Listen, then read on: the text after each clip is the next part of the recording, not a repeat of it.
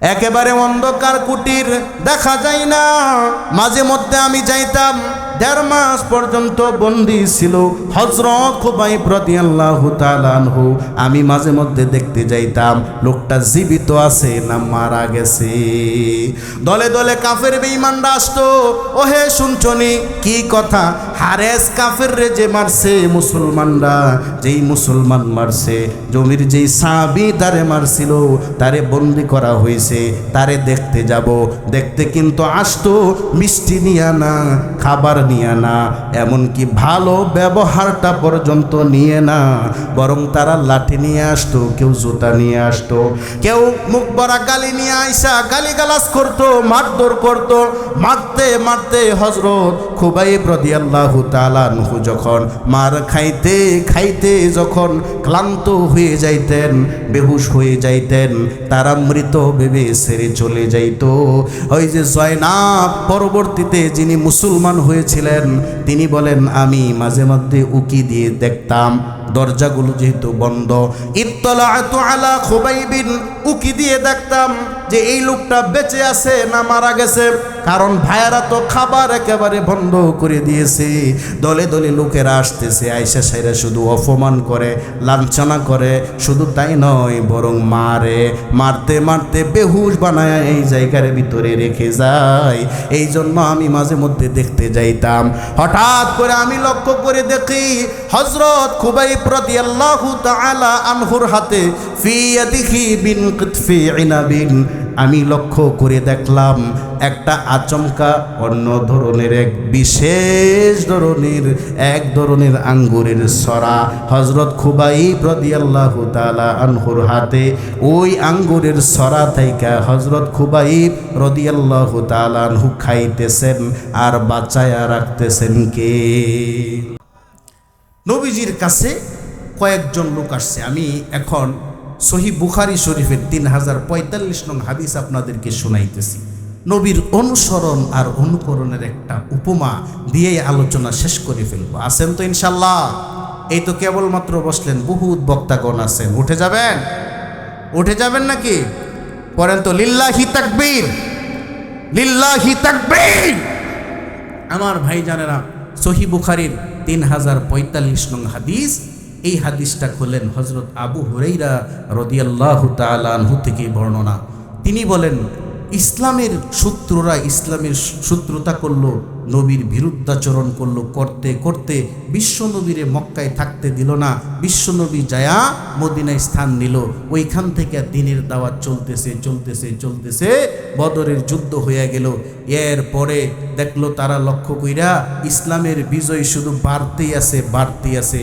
এখন কাফের বেঈমান যারা আছে তাদের মনের ভিতরে হিংসা বাড়ছে না কমছে? সারা জীবন নবীজির শত্রুতা করার পর নবীকে মক্কায় থাকতে দিলই না। মক্কা থেকে নবীকে একেবারে তাড়াইয়া দিছে। তারা শত্রুতা করতে করতে যত কৌশল আছে সমস্ত কৌশল অপকৌশল শেষ করে দিছে। সর্বশেষ যখন মদিনাতে গিয়া নবীজি দ্বীনের প্রচারণা করতেছে, ওইখানেও শত্রুতা তারা চালায়া গেছে। হঠাৎ করে 10-12 জন মানুষকে তারা পাঠাইছে, নকল মুসলমান সাজায়া বিশ্বনবীর কাছে পাঠাইছে। নকল মুসলমানগুলো বিশ্বনবীর কাছে গেছে। হযরত আবু হুরাইরা বলেন, তারা গিয়া নবীজির কাছে বললেন, ইয়া রাসূলুল্লাহ আরসিল মা'না মুআল্লিমান, ও নবীজি আমাদের সাথে একজন শিক্ষক আপনি পাঠান। কারণ যেই মক্কার ভিতরে দ্বীন কায়েম করার জন্য আপনি চেষ্টা করেছিলেন, ওই মক্কাতে এখন আমরা অনেক মানুষ মুসলমান হইছি। অথচ মিথ্যা কথা, অনেক মানুষ মুসলমান হইছি, আমাদের মাঝে মুআল্লিম নাই, শিক্ষক নাই। আরসিল মা'না মুআল্লিমান মিন আসহাবিকা, আপনার সাহাবীদের থাইকা একজনকে দ্বীনের তালিম দেওয়ার জন্য, শিক্ষা দেওয়ার জন্য আমাদের সঙ্গে পাঠান। তারা কি আসল মুসলমান না নকল মুসলমান? জবাবে বোঝা যাবে, ওয়াজ বুঝতেছেন কিনা, আসল না নকল? নকল হিসাবে আসছে। বিশ্বনবী নরম মানুষ, তাদের এই কথা শুনেই নিজেরই জন্মস্থান মক্কার মানুষরা এসে যখন বলছে আমরা বহু মানুষ মুসলমান হয়েছি, ওগো বিশ্বনবী কিন্তু আমাদেরকে দিন শিক্ষা দিবে এমন কোনো মুআল্লিম নাই, একজন সাহাবীকে আমাদের শিক্ষক হিসাবে পাঠান। তারা একটা নামের লিস্টি পাঠালেন, একটা নামের লিস্টি। এর ভিতরে একজনের নাম হলো হযরত আমের রাদিয়াল্লাহু আনহু, আরেকজনের নাম হলো হযরত খুবাইব রাদিয়াল্লাহু আনহু। এই দুইজনের নাম লিস্টে পাঠালেন। ও নবীজি, এই দুইজনকে আপনি আমাদের শিক্ষক হিসাবে পাঠান বিশেষভাবে। এই দুইজনের নামই কেন তালিকা করলেন এটা জানার দরকার আছে না নাই? আছে তো। কয়েকদিন আগে বদরের যুদ্ধ হয়েছে, সহিহ বুখারী থেকে কথা। কয়েকদিন আগে বদরের যুদ্ধ হয়েছে, ওই জায়গার ভিতরে এই যে আমের নবীর সাহাবী রাদিয়াল্লাহু তাআলা আনহু, তিনি একজন বড় ধরনের কাফেররে কচু কাটা করছিল। এই জন্য তাদের জিদ আমের রে ধরতে হবে। আর খুবাইব রাদিয়াল্লাহু আনহু আরেক বড় নেতারে, কাফের নেতারে সেদিন মারছিল। এই জন্য এই দুইজন সাহাবীর নাম তারা একেবারে লিস্টে পাঠিয়ে দিছে। নবীজি শিক্ষক হিসাবে যাদেরকেই পাঠান না কেন, এই দুইজন যে আমাদের লাগবে, কারণ হইল এই দুইজন ভালো শিক্ষক। উদ্দেশ্য ভালো না খারাপ? আমার ভাইজানেরা ভালোভাবে কানগুলো খোলেন, মনগুলো খোলেন, দিল দিয়া কথাগুলো শুনেন। ইসলামের শত্রুরা আইসা যখন বিশ্ব নবীর কাছে এইভাবে কলা কৌশলে শিক্ষক চাইল, নবীজি শিক্ষক দিয়া দিলেন। প্রথমে 7 জনকে পাঠানোর ইচ্ছা করছেন, এরপরে আরো 3 জনকে পাঠাইছেন। এই মোট 10 জন হইছে। 10 জনকে পাঠাইছেন। শোনো, কয়েকটা কর্তব্য তোমাদের আছে। 1 নাম্বার হলো পরিস্থিতি আগে বুঝবা দূর থাইকা। যদি বোঝা যায় মক্কায় ঢোকা যায় তাহলে ঢুকবা, না হলে ঢুকবা না। তোমরা যখনই বুঝতে পারবা কোনো কলা কৌশলের কথা, অপকৌশলের কথা, তখন তোমরা পিছন দিক থেকে ফিরে আসবা। কথাটা বুঝতেছেন? 2 নম্বর দায়িত্ব, যদি তোমরা দেখো যে না মক্কায় আসলেই মুসলমানরা বেড়ে গেছে, শিক্ষকের প্রয়োজন, তোমরা সেই জায়গায় থেকে যাবা। 3 নম্বর দায়িত্ব হলো একটা চিঠি আমার কাছে পাঠায়া দিবা। যেহেতু আমার বাবার অঞ্চল, যেই অঞ্চলের মানুষদেরকে মুসলমান বানানোর জন্য, দিনের পথে আনার জন্য আমি যে চেষ্টাটা করেছি সেটা নাকি সফল হয়েছে। অতএব তুমি একটা চিঠি দিবা, তোমরা আমার কাছে একটা নিরাপত্তার চিঠি দিবা, জানায়া দিবা নবীজি আপনি আসতে পারেন।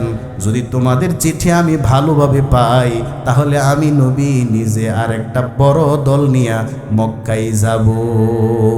নবীর উদ্দেশ্যগুলা বুঝছেন তো?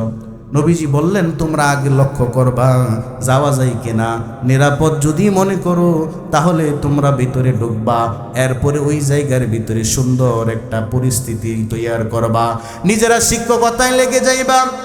এরপরে শুধু শিক্ষকতা নয়, বরং তোমরা নিরাপদ যদি মনে করো আমার কাছে একটা চিঠি পাঠাইবা। চিঠি যদি পাঠাও আমি নিজে নবীজি একটা দল নিয়ে মক্কায় ঢুকবো।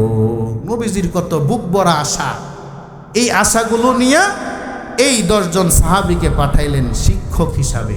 তারা হাদআত একটা অঞ্চল, এই অঞ্চলের ভিতরে গেল।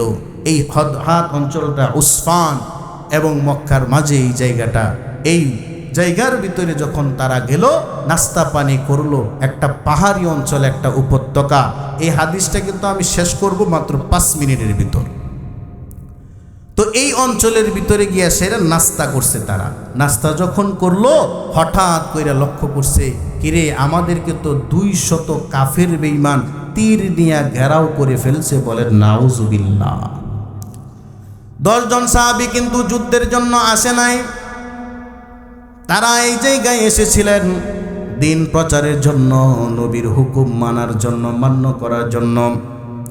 এই 10 জন সাহাবী লক্ষ্য করলেন 200 কাফের তীর নিয়ে তাদেরকে ঘিরে ফেলেছে চতুর্দিক থেকে। এই 10 জন সাহাবীর আমির হযরত আমের রাদিয়াল্লাহু তাআলা আনহু তিনি বুঝে গেলেন আমাদের সঙ্গে প্রতারণা করা হয়েছে, বিশ্বনবীর সঙ্গে ধোঁকাবাজি করা হয়েছে।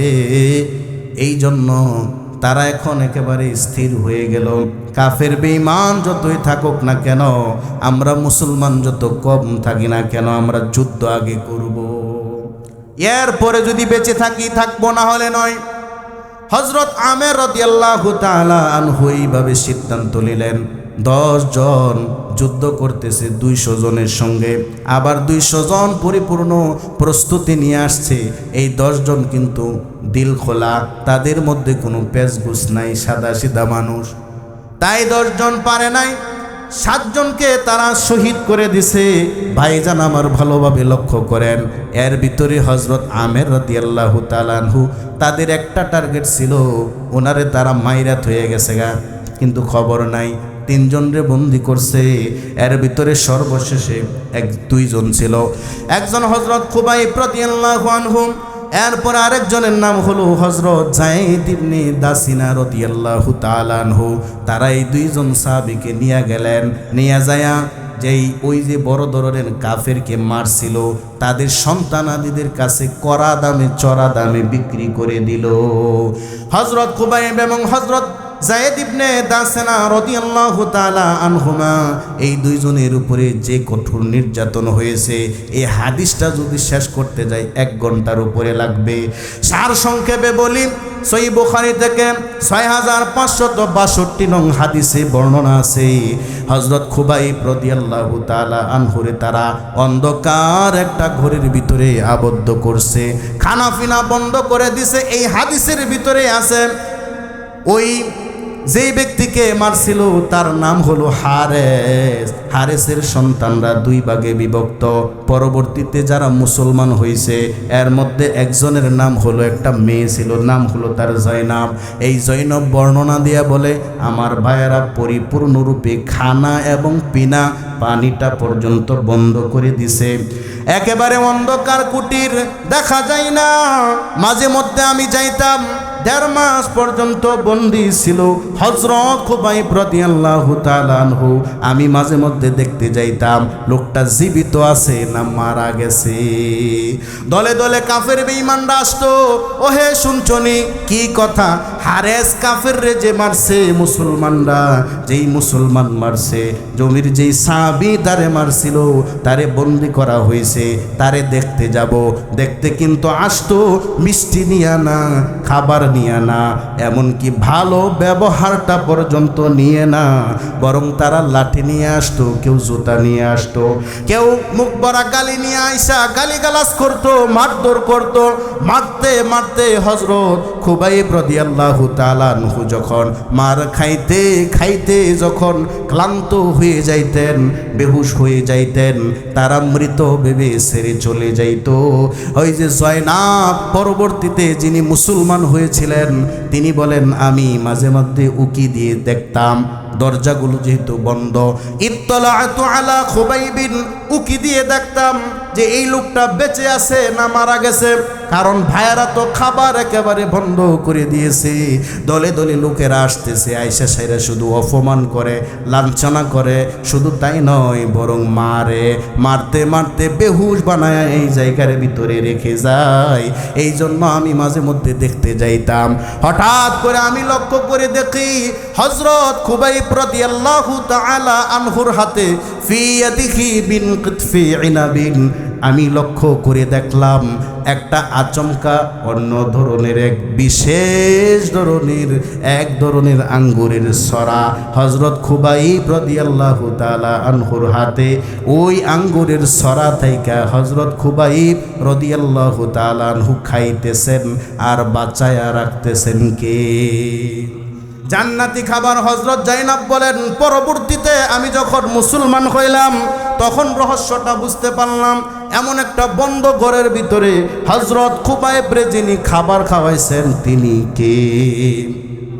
হযরত খুবাইব রাদিয়াল্লাহু তাআলা আনহুর সামনে এইভাবে 1.5 মাস যখন তাকে অত্যাচার করা হলো, একটা প্রস্তাবনা রাখা হলো, ওহে খুবাইব, তোমাকে যেইভাবে খাবার দেওয়া হয় না, তোমাকে যেইভাবে পানি দেওয়া হয় না, তোমাকে যেইভাবে অপমান লাঞ্ছনা করা হয় অন্ধ কুটিরে, তোমাকে যেইভাবে বন্দি করা হয়েছে রে খুবাইব, সব কিছু পরিবর্তন হয়ে যাবে।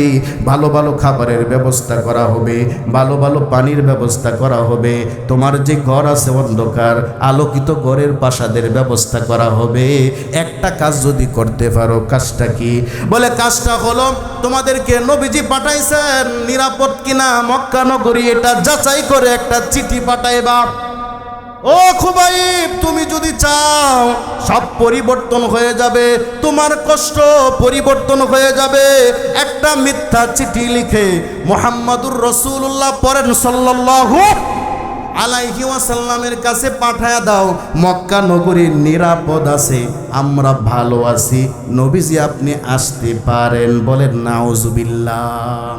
এই ধরনের একটা চিঠি লেখা তুমি পাঠায়া দাও। খুবাইব রাদিয়াল্লাহু তাআলা আনহু বলেন, এরপরে কি হবে বলো?